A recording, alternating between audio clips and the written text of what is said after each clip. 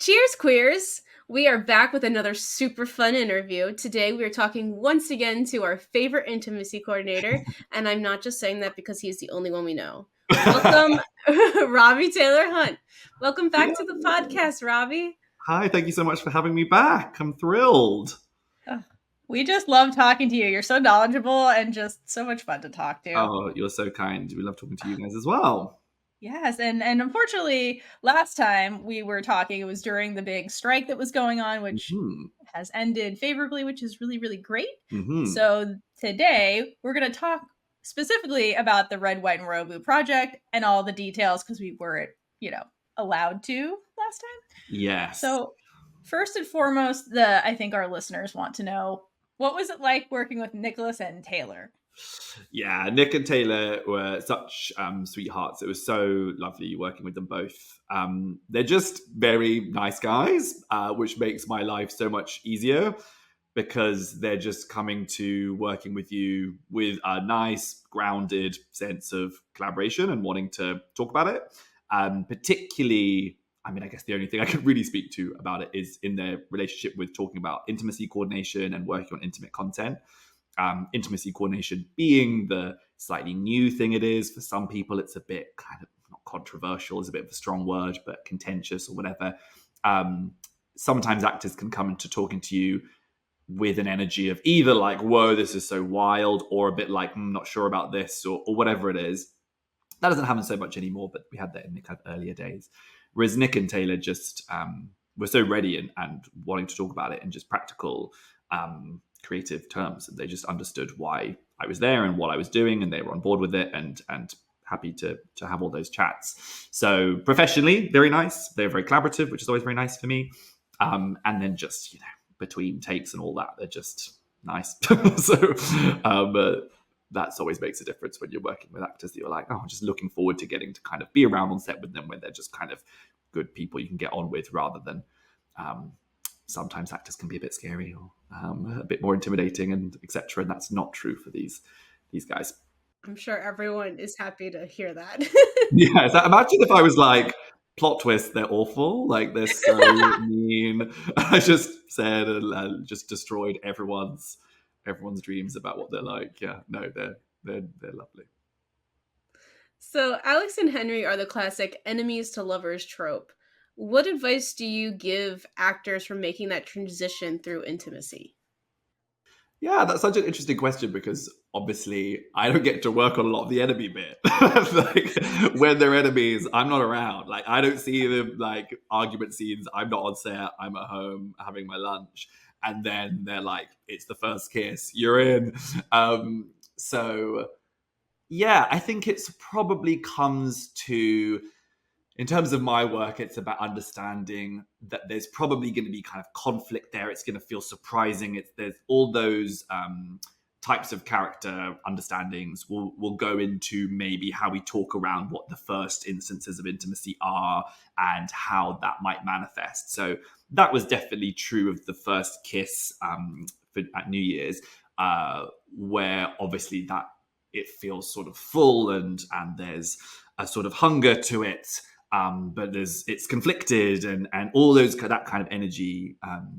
I will bring that conversation as did Matthew and the guys to that discussion. So I think that's the kind of how that legacy of that enemies might fuse into our work, and then how that transitions into lovers, as well as just knowing where we start at with these characters and then where we find them later on, particularly towards the kind of later moments of intimacy and togetherness, of like making sure there's a journey there and the intimacy is part of that journey. So you want to make sure you're doing justice to that first enemy section, which obviously isn't as nice. We like the lovers section more. But the pacing to get there matters. So like you're saying, infusing conflict like definitely does help the journey. They can't just be like amazing, perfect, happy lovers straight away. Then Right. you have nothing, right? You have to like do the scale, the spectrum. Yeah. Keep it dramatic, But speaking of like the more intimate moments, so as you may have imagined, the Paris scene showed up a lot in our comments, like a lot. And people were just singing you praises for making that realistic and not gratuitous. So when you're putting a scene like that together, like what's your process for that type of scene? Yeah, well, working on that scene was so special in terms of my the process as well.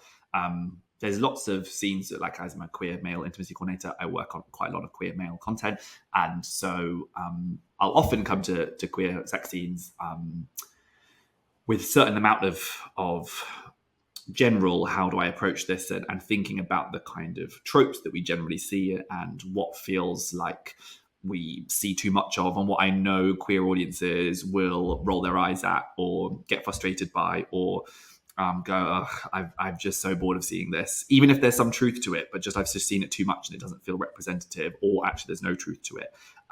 In terms of the kind of feel of the scene, but then also importantly around the kind of realism of the what I call as like sexual mechanics of the scene, of like what realistically can happen and does happen for this type of sex act with people of these kinds of bodies in this point of their life. So there's all that kind of stuff that I will think about and bring in and bring to the scene and bring to conversations first with the director, so Matthew.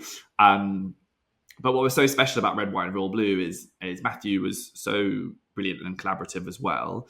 I mean, I've never had such a process of collaboration in a prep period before going into shooting. Like I was, I'd met Matthew for my interview and I'd got the job, and then I had like my first meeting going in to talk to him, and I didn't know how long I was going to be there for, but I'd sort of blocked off the afternoon. We ended up having like a 3-hour session, just the two of us, like charting the moments of intimacy. I'm now going away from just Paris, but like all the moments of intimacy and thinking about what the story was for all these characters, for these two characters, and then what we wanted and what it had to feel like and what kind of the positions would be, and all these things which we really like did a deep dive on. And I'm a like theatre boy originally, and Matthew's a theatre boy. And I think it's a bit of that. Like in theatre, you have more rehearsal time, you can really get into it, and there's a bit more of a sense of that collaboration. I mean, lots of film and TV people work in that way as well. So that was so lovely and special in terms of the process for this. And then over the week, because we filmed the Paris scene not right at the end, but like in the kind of latter half of shooting. So we also had time during shooting to have more conversations around it and update our thinking about it as we were learning more about the characters through shooting, and knowing the practicalities of what the set was like, and how much time we had and all those things of what we wanted. And I blocked out some sort of storyboard-esque like sketches and things to show Matthew, to be like, is this what you're imagining? And this and these kind of positions might be what we want. And just for it feeling creatively right, because we really wanted to get it right. And also for just like saving us time and energy on the day, which makes the actors happier as well. Like, filming any intimate scene is a very strenuous thing to have to do. And so you're wanting to be as clear as possible going into that, what's what, so that it can be as smooth sailing as possible, as you can get the most good stuff out of it. And that was all able to happen. So it was a really lovely process for that. Yeah, that's interesting that you mentioned like that level of like pre-planning went into the scene. It definitely shows, and it's interesting to me that that's not always the case, because I feel like that would alleviate like things from the actors and like everybody if we kind of have like a game plan going in, almost like, so that's interesting. Yeah, I mean, best practice is you have good rehearsal. Yeah, and we had rehearsal for the scene and as well, and like you have that rehearsal, you have that prep. Everyone has those conversations. Like every time, that's better. There's never harm done by that. Like it doesn't. Right. Some people don't want it to be too mapped out, and they want to be able to be quite free and find things on the day. And I'm all about that. But I still think having those prep conversations and rehearsal time, you don't need to block it all out in a rehearsal. Even you can just make sure everyone's clear and talk any issues through and what might happen, and get a skeleton of it. And then on the day, you can kind of get into it more. That's my sort of preferred model and best practice generally. But it's either not possible because of schedules and money and urgency, and one bit's filming in Morocco and the other bit's filming in Norway, so you can't get the right people in the right place and all of that. But there's but sometimes people just don't want to do that, because also they're like, look, I have to do this quite intense to have to simulate sex, so I'd rather not do it too much as well. So if we can do the kind of minimal version, that comes up sometimes. But for this, there was a real sense of how absolutely central getting their romantic storyline, and part of that is their intimate life and sexual life together. right. So like if we're going to get it right, we can't just hope it goes well on the day. Like it is important. And yeah, I feel like it paid off. People seem pleased about it. So just a little. They're only a Just a little. little. Just a little. All good. Were there any memorable moments for you from set? Oh my gosh. Yeah. I mean, it's all, I mean, anyone who works in this stuff can tell you it ends up all a bit of like a blur of like, you go and you're just like there and it all happens and it's also quick. You're just moving, like you're so focused on the like moment to moment that it all sort of becomes a bit of a whirlwind. And then you finish and you're like, what just happened? I like blinked and I filmed for 3 months on this or whatever. Memorable moments in particular. You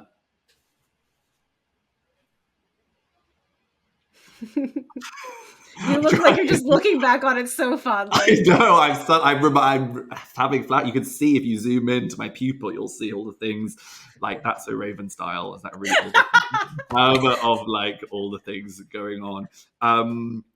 Yeah, I mean, I remember like little moments. I won't disclose when, but little moments of like where you're trying to figure out the choreography and this is me admitting my faults of like not choreographing it perfectly. So like someone trips or gets kind of tangled up or caught in each other and being like, and not in the kind of like, oh, that's fun, playful, good for the characters, of being like, the actors are tangled up and we haven't figured out where their limbs need to go, and that being me like either making an offer that doesn't work or is unclear or something.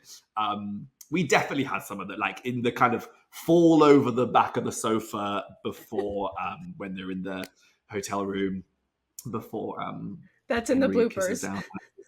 I made it into the blooper reel. How was it? I haven't even seen that. So, I'll go find the bloopers. I'll do a react to the bloopers. Yeah, well, there we go. Yeah, so things like that of me being on monitor being like of knowing that I just need to make sure that they know where their knees are going so that no one gets hurt.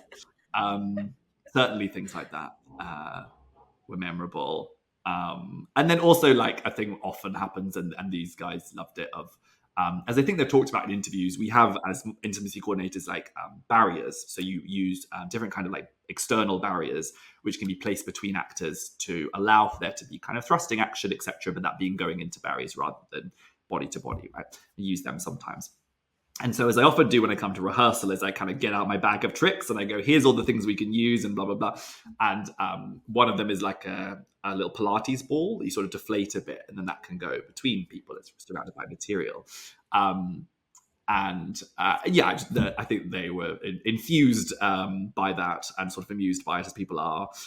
It was coined by Yara Dor, an intimacy coordinator I work with. She kind of invented it, and she called it the bouncer, which is quite funny as well. But then Nick in an interview, I think you can go find this interview talk. Did they change it? Or maybe, I don't know. Anyway, someone like talked about it as a beach ball. And I was like, I don't know. It's not a beach ball. I don't bring a beach ball. It makes me seem deeply unprofessional. The Pilates ball has a certain professionalism about it, I think. So in case, he ever says that again, it's Pilates ball. I'm very professional. It's not a beach ball. I'm not sort of bringing lilos and all sorts. Just picturing this like bright, colorful. Me too.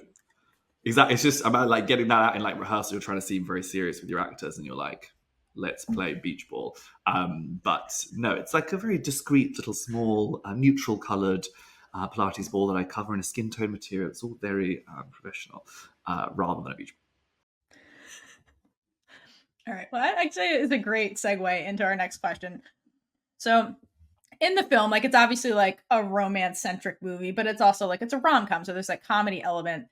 So when you have those two elements together, where you have romance and comedy, how does that impact like choreography sometimes in an intimate scene where you have both of those things?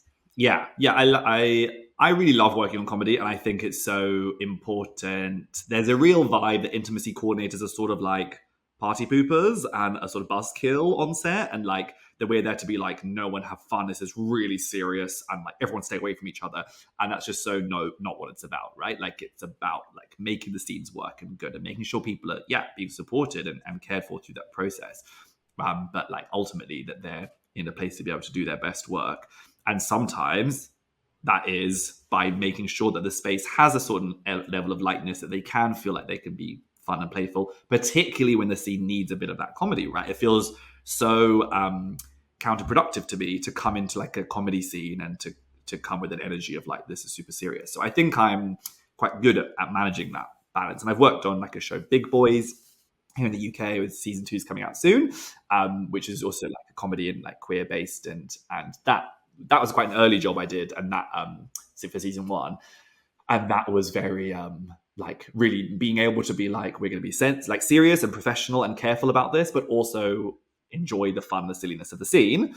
That was true in smaller ways, I think, for this as well. Like, yeah, there's like funny lines being thrown in during moments of passion, and like the red room scene where they're kissing super passionate and then they break away and they're sort of going, I'm looking at a bookcase and all that kind of silly stuff. Like you have to be aware of what you want out of the like intimacy to feel so passionate, so that moment can break away and feel like earned and funny. So yeah, I it's just having an eye for it, and like responding well with Matthew and understanding what Matthew's trying to get out of the scene overall, and how it situates, like how the moment of intimacy situates in the scene, and then how that scene situates in the movie, just making sure that it fits in, basically. Yeah, but it's so fun to get to have a bit of the com as well as the rom. I love that scene too. So like, yes, I absolutely love everything you just said. Right. So besides the comedy, are there any specific scenes or moments in the movie that presented unique challenges? Yeah, I mean, so I think with the I know we haven't talked about it yet, the scene, polo scene where they sneak off and it's all intercut. Like that, it wasn't a challenge in terms of like the energy of it. Like I knew that the energy had to feel kind of like really excited and like fiery and full and like a release and all that kind of stuff. But like maybe some challenges around exactly what we want, how we wanted to end that. We like, what we see in the end of that moment because we wanted to have a sense of like it was moving towards like something sexual or like more intimate than what we're going to see. But we also don't feel we need to see loads of it in that moment. But you also don't want to make it like really feel like ... So like there's a bit of like a balance to be made. But obviously the thing is that editors are amazing. So editors, like, we shoot a lot of, obviously there's so much stuff that we shoot that we don't use, but then the editor, like how they edited it and cut it together with the polo and like zooming in on buttocks bouncing in saddles and all those kind of things is like wildly more intimate than anything we could have achieved in that scene. Is like so good, and is just brilliant. And that's, I can't take any credit for that, obviously. That's Matthew and editing team. So things like that, yeah, were easy problem solves of that kind of stuff. Challenges. That's the main thing. I mean, like, there's lots of things with Paris that felt like not a challenge, but that I really like. I think I felt a bit of pressure for the Paris scene of like, this is the scene I always kind of wanted to have been able to watch as a young queer person, and like, I don't think we get good, like, properly romantic scenes between two men and having sex because it's about like love and connection. There's more stuff now, but I still don't quite know anything else that does it quite the same as Red, White, Royal Blue. So knowing that we were coming into that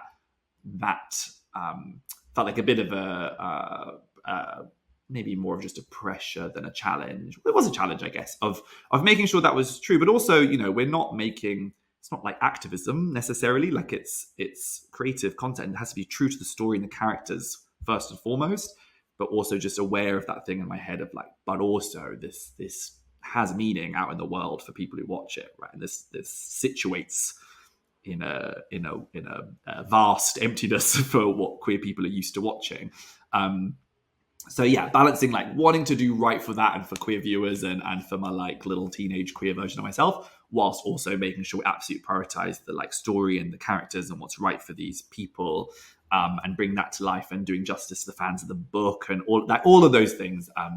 Felt like there was a lot on top of that moment, which is ultimately like screen time wise not a long moment, right? And so That was definitely a pressure, but never one that felt like super challenging. It was always such a privilege and a pleasure to get to grapple with that and think about it.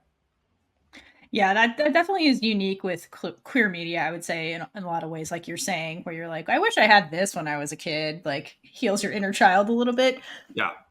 Yeah. And I would definitely say that like that unique opportunity definitely was executed so well, because we are still getting comments on the last time we talked to you, which we couldn't even talk specifically about the film, but a lot of the comments were specifically about the film and how real it felt to people. And it did have a lasting impact. So we're curious, like, how does it feel to be part of like creating something like that still has such a lasting impression on people?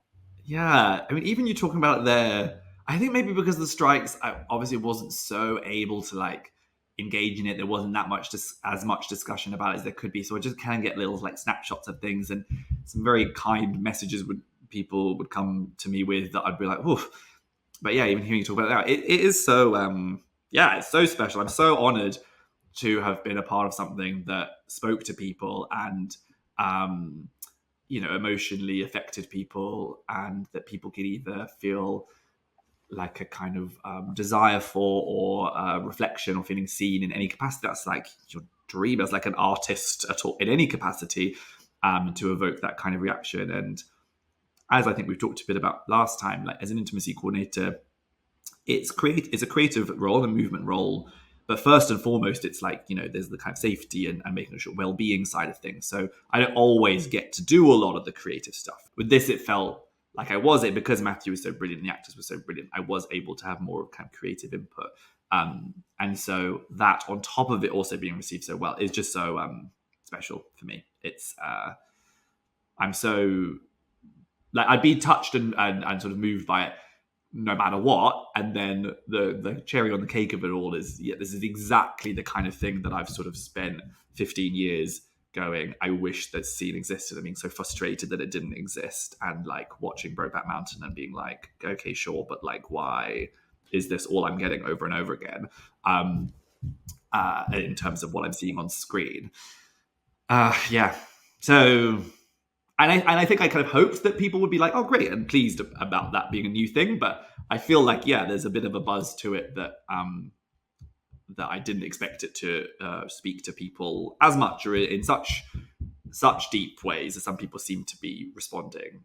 It's just amazing. Oh my God. Yeah, I'm so thrilled and so happy to hear that. I think it just shows how important it is, and to make better representations of these things. And I think people get a bit frustrated by the idea that we have to, think about it in those kind of activism-y terms, or like whatever, but you can't avoid it. Like, we are just so starved for good, intimate storytelling that it is going to mean more to queer. Like, you just can't, sure, you might want to just do a queer scene and it like not be a big deal, but like, you can't avoid the fact of it's going to mean something to people, or people are going to view it with that eye of like, we're existing in a bit more of a void, or have grown up in more of a void for that really good storytelling, intimate storytelling. So I'm just rambling now. Very, very happy and pleased. Ramble away. Yeah, that is quite literally why we started this podcast. And listeners, please leave Robbie more love in the comments. Let us know what this I all won't be meant able to to you. deal with it. Thank you. So I went through our comments on the last interview, and we had some questions. So we're going to butcher all of these usernames, but we'll try. So there's two different ways I've decided to pronounce this. It's either Johnny Rich 9601 or John N. Eric, or that's the only way I could pronounce that, 9601. But they wanted to know if you helped with the non-intimate moments at all, like when the characters look at each other and have to convey emotions. That's a very good question. So in terms of intimacy practice, big picture, we can be involved in those moments. We sort of talk about you absolutely have to have an intimacy coordinator if there's simulated sex or nudity, or more involved, passionate kissing. In the medium, recommended, but we won't put our foot down, is kissing, more mid-level kissing, or a light kiss. And then very light kiss, bits of touch, eye contact, connection, chemistry. That is we'll absolutely have things that we can supply and that we can help, and there might be someone who needs us, but it's sort of a bit more TBC. So how it manifested for this was, I mentioned we had a rehearsal. We had a first rehearsal really early before, well, not really early, but like before shooting, which was time I had with the actors, where we did some sort of basics of kind of connection and intimacy and touch and exploration of like breath and how to like have that connection and share that with each other, and giving it the kind of professional structure so that they could go to those personal places and know that they had a professional structure to it. And then I was always available if anyone needed. But then at that point, they were pretty solid and clear in it. Matthew was brilliant working with them and very sensitive on that and felt very comfortable working on that. So it didn't feel necessary for me to be there for the kind of moments of like chemistry or look or like closeness and things like that. And I think it's important to not, it's important to not just be around, lurking around when I'm not needed. Like I could have been there. Sure, I could have given some notes or thoughts or whatever it is. But you don't want people getting bothered by you sitting around all the time, not being very active, because then it starts to be like, oh, well, then why are you here? Or like it can sort of affect how you're there on set generally, which then might affect how I manage to be on other days. But also it's sort of, I don't know, I worry it can get a bit like patronizing or hand-holding you when they're totally fun. They don't like, I don't need them to make a big deal, like it feeling like a really, like it will be a nerve-wracking moment when it doesn't need to be a nerve-wracking moment. I'd be like, team, you've got this. You know what you're doing. You're good. We've done our rehearsal stuff. Matthew's amazing. You're great with each other. Go to town, right? You'll be fine. So that was how it kind of ended up with this. Yeah, if I was nervous that Matthew was a nightmare or that they weren't able to kind of bring it to life, then I might have been more like, you probably should have me. But that wasn't true. They so knew the characters in the story, and they knew what they were doing, and it was run by a good captain in Matthew. So yeah, I wasn't around for some of the moments of chemistry and connection and things like that. Second question from our comment section from @MichaelDay4598. This user asks, do they have awards for intimacy coordinators? If not, the first should go to you. I can't believe I won an award from Michael. Thank you. That's so nice. There's no awards. Yeah, if you'd like to start the like campaign to BAFTA or the Oscars or whoever it is to start doing intimacy coordination, you can. I know that the stunt community have been like, why is there no stunt award? Which is sort of wild that there's no stunt award, considering they literally put their lives on the line sometimes, right? I think considering we've only managed to get intimacy coordination like taken seriously at all in the last couple of years, we're probably a way off our awards. But someone talked about this recently, which really made me laugh, of MTV used to do, maybe they still do like Best Kiss award. Oh yeah. Where they'd like, they'd just look at all the kisses that happened and be like, this was the best kiss in terms of just like most swoony or whatever. And then I think they asked the actors to then redo it on stage, which makes me more like, okay, maybe not. So maybe I've just got to write to MTV and be like, bring back Best Kiss and give it to me. No awards, but I'll keep my eye out and certainly excited for my nomination. Yeah. Get this man an award. I won't rest until I've got a trophy. That's the only thing that will sate me. Yeah. You win all awards in our eyes. Sure. That's all that matters. That's all that matters to me. I don't need an Oscar. Okay, so last one from YouTube. I have no idea how to say this. Linnao Shikut 3959 asks, do female actors ever like kind of resent direction from you because you may not know what it's like to be, I mean, you're not a female, so you don't know what it's like to be them? Yeah, it's a really interesting question, right? The main kind of like, I don't know if resentment's the right word, but the main kind of slightly bad energy I can get sometimes is working with, say, older or more experienced female actors who I'll turn up as a male intimacy coordinator.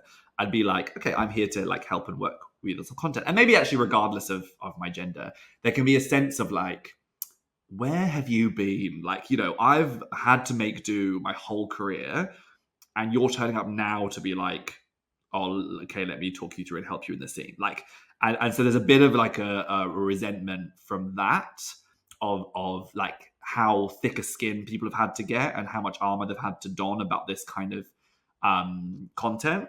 So then by the time you turn up, they're a bit like, I've already figured out my ways of doing this. So like, why are you here? Like, who are you to tell me what to do? And then particularly as a man, they're like, I don't need some man to come and like tell me this stuff. So that's there's been little energies of that in my career generally. But generally, people, in my experience, think that me being a male intimacy coordinator is going to be much more kind of contentious or strange than it ends up being. It's always come from, in my experience, I can't think of anything where it's come from producers being nervous or worried that this should have a female IC or whatever it is. And then I'll come into things, you know, when I trained to be an intimacy coordinator, I emailed being like, am I allowed to apply because I'm a man? Like, and they were like, yes, of course, apply.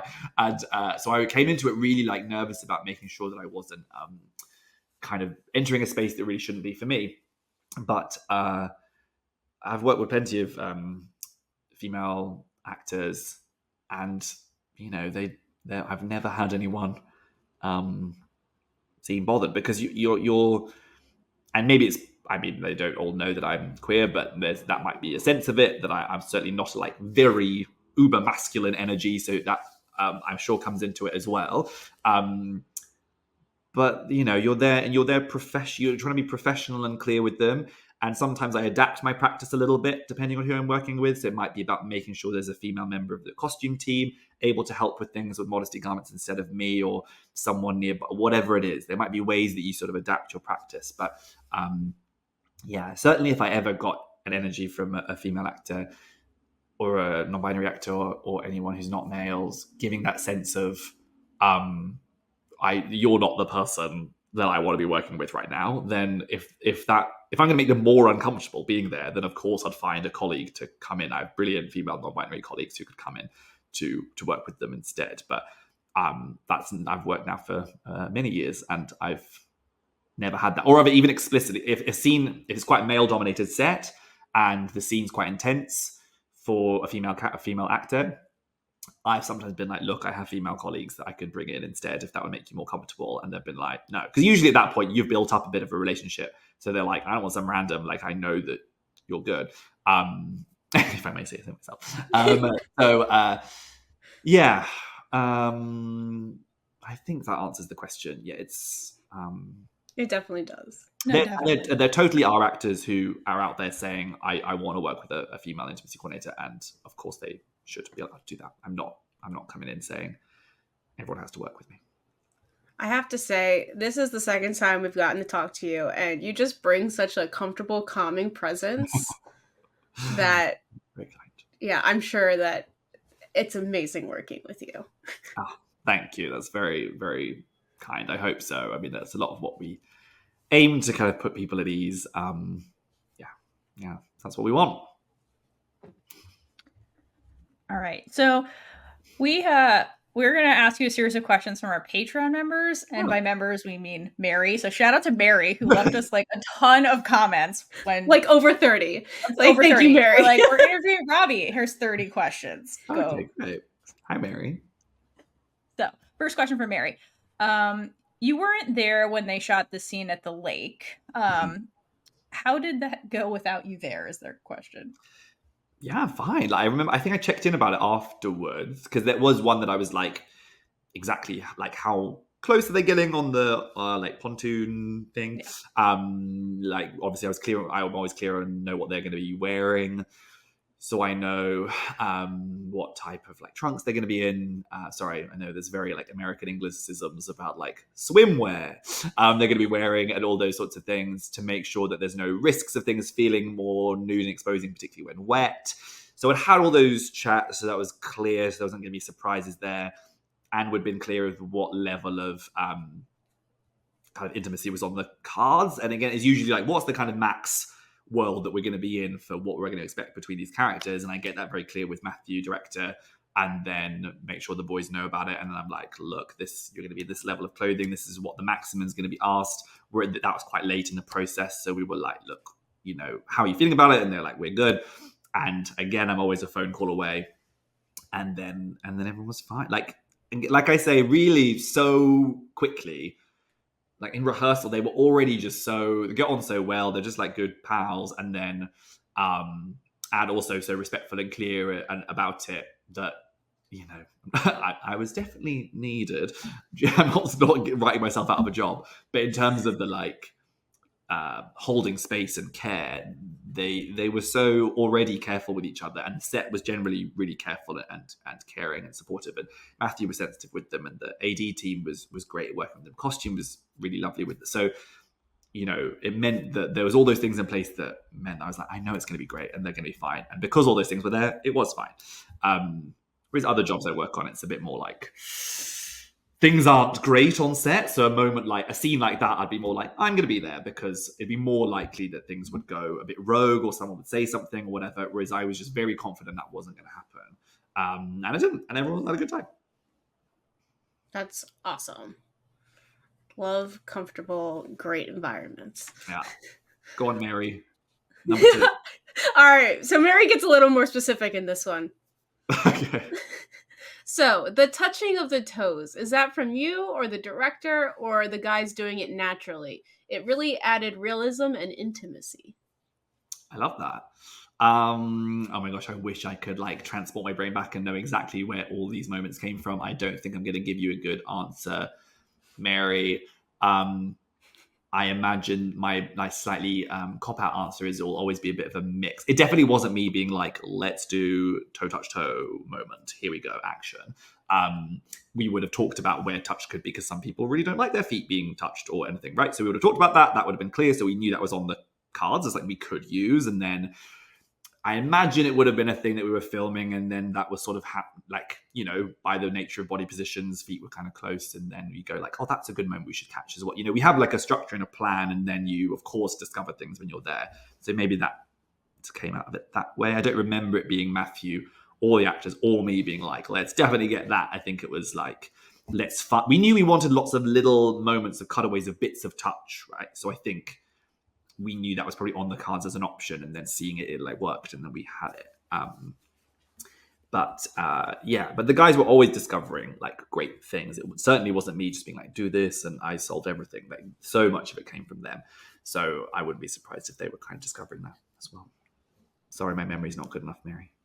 No, that's perfectly fine. And then the next question is very similar to that. So if it's the same answer, just let us know. So she also wants to know like, in Paris Night and then on the raft, I remember this one pretty distinctly. There's like a kiss on the shoulder kind of thing. Mm-hmm. So again, is that directed versus like more go with it kind of thing, like you're saying? I think that was more go with it. I hate to lie though. That definitely wasn't me. I never was like, look, picture this, kiss on the shoulder every time. I couldn't tell you if there was Matthew or the guys. They might have had a conversation, so I wouldn't like to decide for them. But when you have that scope and that comfortable, you've done the foundations and the work as that we were able to do. It means that you can find those little things, and it can feel organic and creative and characterful, and them knowing that that's okay and in a space where they can find those discoveries. So it's probably just coming from their brilliant work. Okay, so I think you talked about this one a little bit, but did Taylor and Nicholas always seem comfortable together, or did they have to work on it? They hated each other. They comfortable with each other. I mean, obviously, I wasn't there when they had chemistry read, and I wasn't there when they first met in rehearsals, all those things. So I don't know. Like a lot of that stuff will have happened in just getting to know each other outside of intimacy rehearsals. Dog. But I mean, there wasn't really things where I felt like they weren't comfortable together. there's the understandable, normal sense of like performing simulated sex or intimacy is just a big ask for anyone. And so doing that, you need to make sure you're looking after people and supporting people. And there's can be certain levels of like fatigue that come through a day of filming no matter what, particularly when it's more kind of physically exertive, whether that is riding a horse or doing a stunt or having to kiss or simulate sex or whatever it is. There's certainly, it's not like every moment was like happy clappy, everyone's having the best time of their lives. Like there's still work, and still trying to do it. It can still be long and frustrating, and when shots aren't quite working and having to get angles right, etc. So that was definitely at moments, as it is with anything and any moments of filming. But I don't remember. I know it would be more juicy and exciting if I could be like, there was this one day they really didn't get along, but there's like, to my knowledge, they were really good pals, and there wasn't. As you have to get, even when they're good pals, you have to build levels of comfort together no matter what. And actually, sometimes even because they become good pals, it becomes a bit weird then having to be intimate in a way that when you're like don't know someone at all, you're like, this is weird, but in a different way of like, we're just working, we have to make it work. Whereas then you're sort of mates hanging out, and then you have to transition into that sort of intimacy space. So that we made sure we had a clear structure for of how to flip into that quality together and then feel comfortable and supported. Which various little things we do to kind of let them leave behind having a laugh on lunch break and come into a space of getting into character and connecting intimately. There's something that I'd give them for that, but that's not really discomfort. It's just part of that switch, flicking that switch and shift. Thank you. That makes a lot of sense. I can see that being a double-edged sword if you're actually friends with them in real life. Yeah, it's funny one. Then just go get pizza after work and be like, yeah, so that happened. Yeah, exactly. Sometimes if you have a scene with one person, you never see them again, you can be like, right, all right, never see that person again, whatever. But then, yeah, sort of hanging out again for another 2 months of filming and beyond. Yeah. All right. Another question from Mary. So last one. Yeah, I think the last one. All right. So this has to do with people watching the movie and then making a drinking game out of it. So are you aware that there is a drinking game people play when Alex smiles at Henry, Henry shoves Alex? Every time Henry shoves Alex, people drink. It's such a long list, and I think there's a couple different ones, but I'm like, how are you drinking this? This is basically every time they breathe, take a shot. Is it what counts as a shove? Is it like little things? It's not just the big kind of. I think so. I think it's the big enemy shoves and then the playful shoves. Right. It's a lot of shoving. Yeah, I can imagine that being a dangerous game to play. Yeah. Right. Funny. No, I didn't know, but I'll play. Why don't I do a sort of charity event where I do it and I'll get everyone to drink along with me, and we'll raise money for better queer representation in screen.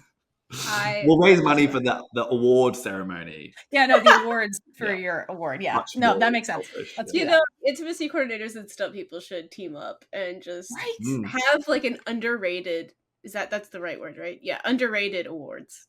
Yeah, the Unsung Hero Award. I love it. Yeah, that one. That's a better title. Look, I love intimacy coordinators. I very rarely turn up at work doing something so dangerous that I might die. So I think stunts probably deserve that a little bit more in terms of getting the unsung hero credit. But hey, good for them. But you established the comfortability. That was a word. With the actors, and that is also very important. That's true. Thank you so much. You're right. We win. This is a rival. Okay, so in a film with a diverse cast and characters, how do you approach intimacy coordination to ensure cultural sensitivity and inclusivity? Yeah, it's a really good question. Is this specific to this film or just general approach? General. That's fine. General. Yeah. So, for me as an intimacy coordinator, it comes from looking at the makeup of who's making a project, right? And how I'm going to be a part of that picture, right? As an intimacy coordinator, I'm one tiny piece of a very big puzzle of people. And like I said, I don't necessarily always have a lot of power and say, particularly over how something creatively is manifesting. So if I'm asked onto a project where it's like cultural experiences different to my own, I will look at, okay, who's involved in making this? Am I adding to an already like discrepancy of people who should be making this project? And that's been true of 2 projects I've worked on, which have been like predominantly like Black stories that I've been asked to come onto. But both of them were predominantly Black content, like the writers and directors and a lot of the people involved were global majority and producers, etc. So in those instances, you kind of look at the team and you make sure that they're clear and they know what's going on, and make sure that the actors are then okay. And again, as always, like we're talking about gender, is there someone else that you'd like to be there, etc. And all of that kind of comes into the mix of just figuring out how you position in that space. And then otherwise, cultural considerations, just basically making sure you have your eye on making sure, like with anything, like with queer content, cultural considerations, things to do with ethnicity, ability, age, like all protected characteristics or minority statuses, you want to go, what's happening here that might be skewed because of a stereotype or expectation around this, or lack of knowledge or lack of appreciation. So that will be how I'd come into those rooms slightly differently. And I've worked with consultants sometimes. So I worked on one of those. There was actually a consultant already attached to the project about the specific community. So I just made sure I had like really good conversations with them because obviously a lot of the work they were doing is like talking about the community and the culture generally. Then I was like, look, we ever talk about intimacy and sex in this community, and like anything I should be aware that I'm bringing in here. And then you just make sure you're like teaming up and doing all the things you need to do so you can actually do your job with it and support people as they need. Worked on a job which had sort of like potential like kink BDSM elements, and again made sure I like talked. I've done some kink BDSM like consultancy stuff before, but did a sort of session on kink with a kink consultant to talk about it and make sure that I knew kind of again creatively about like representations of kink and BDSM, as well as practical considerations of how to make that work. So it's anything like that you need to know what you're working with. And if I ever didn't feel equipped to deal with it, or that there weren't people attached to the project or in the space with me who could deal with it, then I'd have to either bring those people in, or go, actually this isn't for me, you should find someone who can, and here's some people who maybe you should reach out to, etc. But I also hope as we go on, we'll get more intimacy coordinators who speak to a bigger community, that it feels more able to go, you know what, my colleague's better for this, just have my colleague. But that hasn't been true so much yet, as we're still quite a small pool, but it's growing. So now we're in a better place that there's more representation in the UK. I was going to say, you've mentioned that this is like basically like it's relatively new, and it's an evolving kind of space, like, or specialty. So that is interesting that there's so many facets where like you could have specialty within the specialty. That's really interesting. Totally, yeah. And there's in the US. There's Intimacy Coordinators of Color is an organization who particularly specialize in that work, and there are definitely intimacy coordinators who come more from the like BDSM kink space, and some people come from like sex work space, and so there's people who are like more specialized and ready to work on certain content, and then it's sort of up to different people how much. Like when I came to it working, the only thing I can speak to is in terms of queer intimacy and queer male intimacy. Earlier on, I think I was a bit more like, if it's queer male content, like I want to be the person there because it's like my lived experience and I know it and I can work on it. But as I've gone on, I'm like, I obviously just can't do all of the queer male projects as much as I'd love to. And particularly if you're working on a project over like a TV show over 10 episodes, you're going to work on like tons of different projects. And it's helpful to have a consistent intimacy coordinator who might bring in colleagues, but often people then don't want that and it gets complicated. So you're going to have to work on all sorts of content. So for me, it's about like upskilling and equipping our community with the resources and support they need. So I've done like workshops within the intimacy community about choreographing queer male intimate content, right? So I've gone and talked to training organizations and our union at BEC2, our intimacy coordinators there, to go, here's some things, here's stereotypes you should be worried about, here's some questions to ask, gonna burst your bubble a bit, here's some things that's really annoying that we see, unrealistic, blah, blah, blah. So I think that should be happening, that we all as a team like strengthen up so that we're going to be able to support people properly in those moments. Yeah, no, I love that, because it's just more support, the more people who are equipped to help. Yeah, as always, yeah, like stronger together and all that. Like one intimacy coordinator will never be able to be like the font of all wisdom and like know how to deal with everything. So it's about knowing where you're like, I need a bit of extra support, spaces are, and where you're like, this is definitely not for me, spaces are, and just operating with authenticity and integrity within that. So you brought up earlier, before we started this interview, that you have worked on Mary and George. Yeah. With Nick. So do you want to talk about that a little bit? Sure, yeah. Obviously, I can talk less about that because it's not come out yet. But yeah, I mean, it's so funny that year. I mean, not like January to January, but however, whenever Red, White, and Royal Blue, and then into Mary and George, I just worked with Nick for like most of my year that year. Which I think I've worked with one other actor on 2 different projects, but generally, obviously, you're working with all sorts. So it was very nice to get to have that kind of long-running relationship with someone, and you get develop a bit more of a shorthand, and they know all the garments you're bringing. They know how you work. You can do less of the like easing them in and more like, you know me, you trust me, you know what I'm talking about. Here we go. And it can just get to it. And ditto, he could just be more clear with me about what he needs and what he wants, and doesn't have to do so much of a dance around it, because we're just like, look, we know how each other work, and there's already a trust there. So that was such a blessing, and so lovely to get to have that with someone. And as people will see, and people probably already seen from the trailer, which I believe you've done a little react to, that it's a very different energy. So please, Red, White, and Royal Blue fans, don't come into that expecting your same old lovely Prince Henry, because it is certainly, a different energy. Red, White, and Royal Blue was a good warm-up for Nick in working with American George. It was good. It was that way round, like that he made these projects. Let's just say that. I'll be so curious what people, particularly the Red, White, and Royal Blue fans, think of it. It was a really fun project for kind of queer intimacy again, and with Red, White, Royal Blue, obviously I entirely worked with just 2 of them, whereas Mary and George worked with Nick a lot, but also loads of other characters, so much intimacy from so many different angles, queer and not queer, and all sorts of things. Well, we'll see what makes it in. But I'm really, really looking forward to seeing it. It was we were filming for like 6 months, and it was like a lot of big stuff going on in that.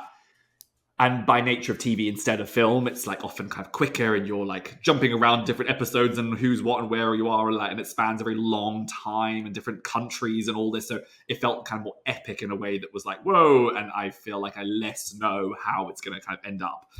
With Red, White, and Royal Blue was lovely and kind of more contained, and you kind of know you can chart these 2 guys' story a bit more easily. Really looking forward to seeing it.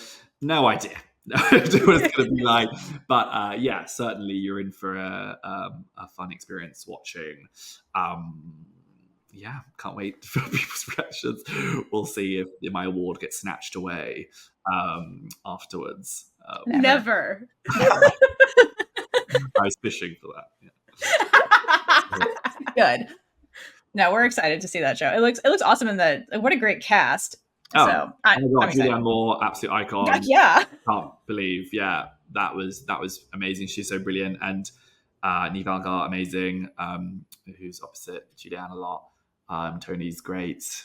Yeah, and like there's loads of brilliant actors who I got to work with.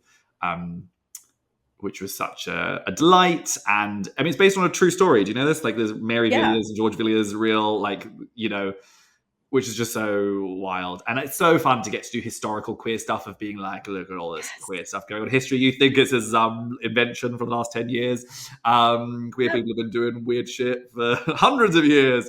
I can't wait.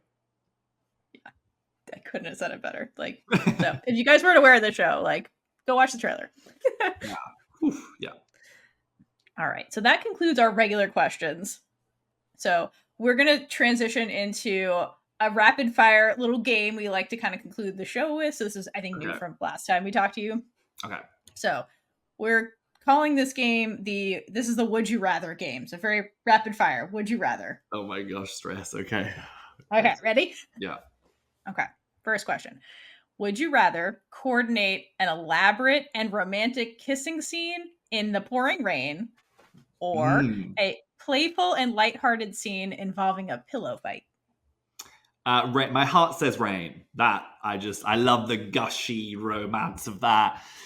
I've never done a scene in the rain. I'm always looking for something to tick off my intimacy card that I've not done before. Yes. So I say rain. Awesome. Would you rather design an intimate scene that involves a playful food fight or a serene and romantic boat ride under the stars? I love food and I'm such a food person. So I want to say food, but then food fight was getting thrown around and not eaten and I don't get to eat it would be hard for me. So actually, I'm going to pivot away from just hearing the word food made me excited for that. But thinking about it, I think, no, I want boat. That sounds also like nice, although that will be a night shoot and I'll be tired. So that is hard to, but yeah, I'll go boat ride. Okay. Let's see. Hold on, I just love like all the considerations you just made in that question. I have to make some quick choices. There's a lot going on. Gotta think it through. Okay. Would you rather work on a romantic scene that involves a series of hilariously mismatched royal wardrobe malfunctions? Oh my god. Or a scene with the characters trying to be discreet in a crowded royal photo booth? A crowded royal photo booth? I don't know how that would work, but that was the question. I think the costume thing sounds really fun. I like the idea of that. It feels much more like playful and silly and like you'd get to have lots of silliness, whereas like discreet stuff is fun in a different way, but you're having to be more kind of subtle and contained. So maybe the big fun, silly costume stuff. Okay. Now, I have a really, really random one. Love it. If given the choice, would you rather have a pocket-sized dragon as a loyal companion? I'm sorry, I'm trying to get through this. But it insists on telling cheesy jokes. Or a talking cat that gives sarcastic advice but can predict the future. The dragon makes little jokes? Mm-hmm. How good are the jokes? Cheesy jokes. Are they like good cheesy jokes or like eye roll terrible? I mean, I don't know. It didn't clarify. Let's say they're amusing. Yeah, and not annoying. Amusing cheesy jokes. I'm such a cat man, so my heart says cat. But I don't appreciate too much sarcasm. I think the sarcasm I'd end up feeling too like this cat is sassing me in like Sabrina style. What's he called? That cat? Salem. Salem. Yeah. I think I'd be a bit like, can you please give me a break? Like Salem. So I guess, and we have lovely cat Ursula. So I guess also for her to be happy, I'll go dragon. And I'd hope that the jokes veer on cheesy, funny rather than cheesy like, oh, come on. I would also pick the dragon just because like you can whip what a thing to if you don't have like a conversation starter, whip out the little dragon. Pocket-sized dragon. Yeah. Tell a joke. I love it. All right. Would you rather be able to talk to your past self and give advice, or talk to your future self and ask questions about what is to come? Oh, I don't think a future. I don't like. I like not knowing. Like, and my life is very sort of like I never really know what's going on, and I've sort of come to terms with that, and I'm okay with it. So I think not future. Also, I'm not particularly excited about. Like my past self did all right, figured his things out. I guess maybe go back and be like, past self, look, like here's some things you don't need to worry about. Like this is gonna work out. It'll be fine. Like little reassurances I'd like to give. I wouldn't want to give spoilers, but I'd give some reassurance. To maybe save me some like I'll just veer you back on track away from that moments maybe, so I could have sped up some things, but even then they were good learning curves. So tentative past, but neither. Gosh, I'm so wise and profound. I was thinking about this as you're answering. I'm like, technically this is the same option, just in a different point in your life. It just depends who you're talking about. You don't get a choice. Yeah. All right, so last question. Would you rather have to get the sex talk from President Claremont or King James? Easily Claremont. Oh my goodness, easily Claremont. I mean, that scene with Alex, where he comes out, is just makes my heart explode, right? So like, it's so beautiful, and so I'd have any conversation I could have with her in any kind of that capacity, amazing. King James, chaotic nightmare, like, you know, like not nightmare, you know, true chaos, as you'll see. So I'm gonna definitely go, the former. Just wish we got to see the PowerPoint. I know, she had a PowerPoint and everything. She's ready to go. Exactly. All right. Well, thank you for answering all of our questions, both good and ridiculous. We really appreciate you and spending time with us.